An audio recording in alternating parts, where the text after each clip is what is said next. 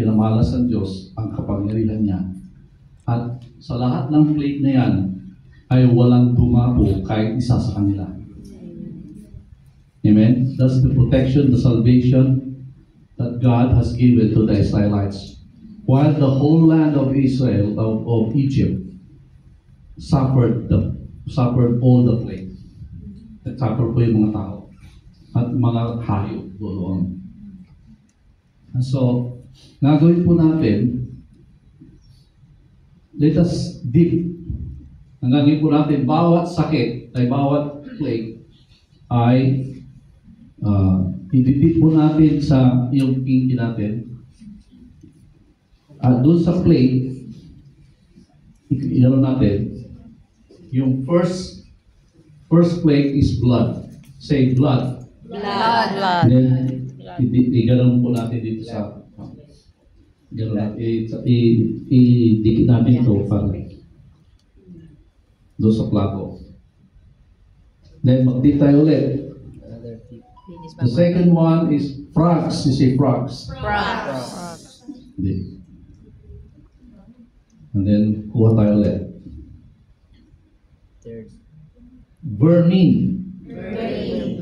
Vermin, alam po niyo yung salot ng mga daga, ng mga pestilence.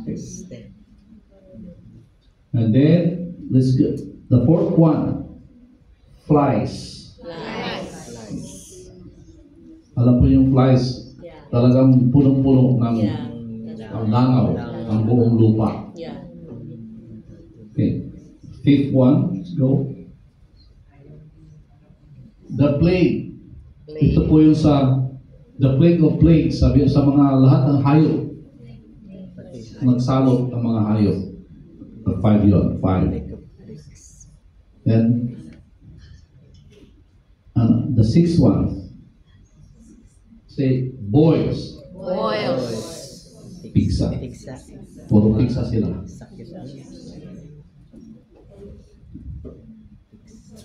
Alam niyo ba na tuwing dumarating po yun, hanggat hindi nagre-repent yung pero, hindi na alis. Pero pag nag-repent, nawawala yung sakit. Okay. Pero tumitigas naman din yung puso. So, sa pang-pito,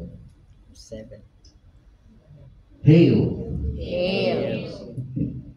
Ano po yung hail? Umulan ng yellow. Okay, yellow.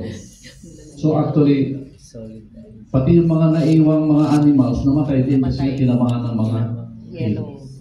At mga structure, mga bahay na sira. Number 8. Locust. Ito po yung tipaklong, ano ba? Number 9. Darkness. So, let's pause here. Yung pang-sampu kasi is, it's the death of the firstborn. The firstborn. Alam ko yung firstborn, tao at saka hayop. Basta firstborn na mamatay. At dito po, ipinamalas ulit ng Panginoon ang kanyang pagmamahal sa mga Israelita. Remember, before we partake, before we put on the 10th one, let's talk about a little bit about it. When God asked Moses or commanded Moses for the lamb to be slaughtered and put the blood, at sabi doon, because tonight the angel of death will pass through. And every house that does not have the blood, the angel of death will come, and every firstborn in that house will die. Amen. So kaya nga Passover when this angel of death passes by and sees the blood in the house, he will pass over. Hindi siya papasok. Kahit sino yun nandoon sa loob. Amen? Ibig sabihin, they have the blood of the Lamb. the same manner, if you are a born again Christians, in the spiritual realm, you have the blood. Amen. Thank you, Lord. Amen. Thank you, Jesus. In the presence, in the eyes of the Father God, or God the Father, He sees the blood of Jesus in us. Amen. We have been redeemed. Hindi na tayo, ibig sabihin yung kasalanan natin, bayad na. Amen. Thank you, Lord. Kaya lang, kay Lord tayo nananagot Amen. sa mga susunod pang mga kasalanan natin. Amen. Nung tayo po ay na-born again, burado lahat ang kasalanan natin. Magmula nung nag-umpisa na tayo magkasala, hanggang sa panahon na tayo na-born again.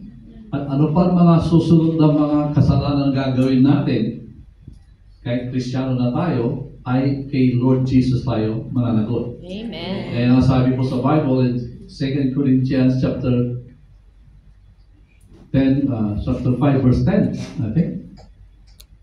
It says there that, for we must all appear before the judgment seat of Christ. Pagka, ang lahat po na mag-a-appear doon ay Christians lang. Yung mga hindi Christians, hindi sila mag-a-appear doon. Okay? Kaya sabi, for we must all, we, sabi ni Paul, kasi ang sinasabihan niya mga Christians, mga taga-Korinto. Amen. At we know that the Lord answered in the person of Jesus Christ. Alam niyo sa cross, it is God's answer. Di ba yung dugo doon sa wooden cross, pababa yung point. Di ba? Yung sa doorpost pataas.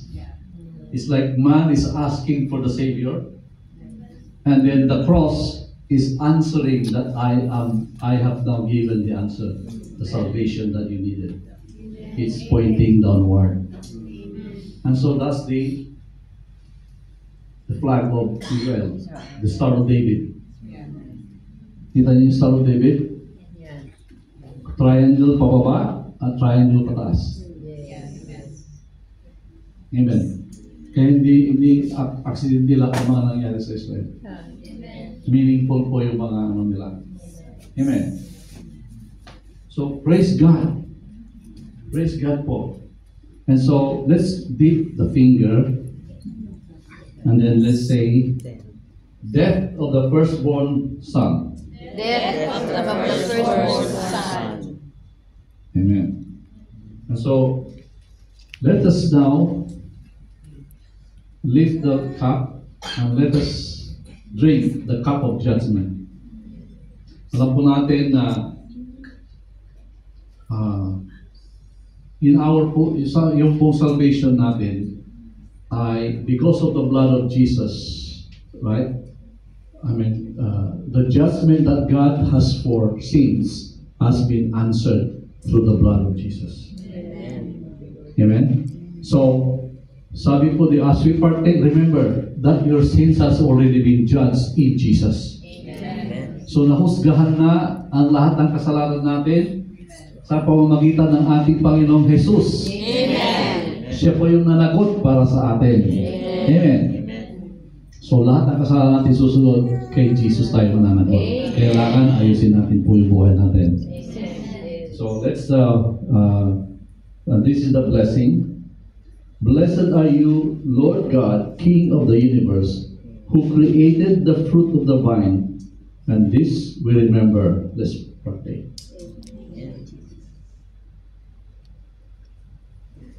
Amen.